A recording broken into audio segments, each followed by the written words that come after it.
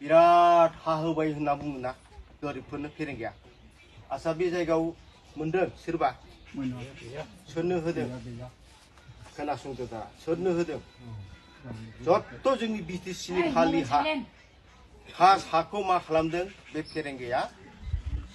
गावनि माखासे मानसि लगायनानै बिजामादै आरो सोरबा सोरबा एनडिबिनि फंबायफोरखौ लानानै मा खालामदों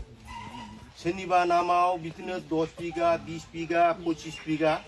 बै कास्टलेण्ड गिजारलेण्ड बिजारलेण्डखौ मा खालामदों नामजारि फाट्टा होयै होयै फानै फानै जागासिनो दं शान्ति बबाव उन्नति बिसोरो थगाय थगाय जाबोगासिनो दं खामानियाथ' मोनसेबो गैयालै रायजोफोर अबाव मा गोदानथ' बारहो रेफारिंखौ नों मानो खालामजाया लामाफोरखौ दे बबाव मावदों फालाय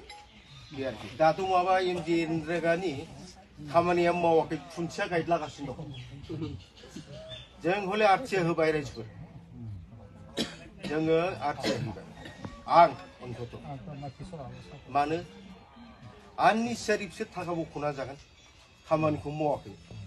आरथिया होजोबना बे इनकुवारि जागोन बे आरोखि दा खामानिया जानांगौ जा बास ओमफ्राय बिला बख' नङा होमबा थगायनानै जाजोबनाय जोंनो उन्नतिसो नांगौ उन्नति जायोबा अट'मेटिक सान्थिया फैयो नङा होमबा दिनै उन्नति गैया सान्थिबो गैया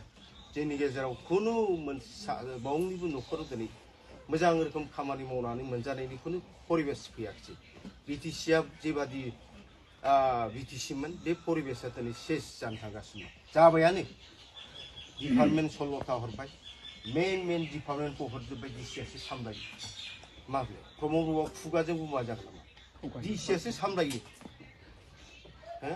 बे जेसेबांखि होनामोन प्रमद बर'आ खामानि मावनो हायाखै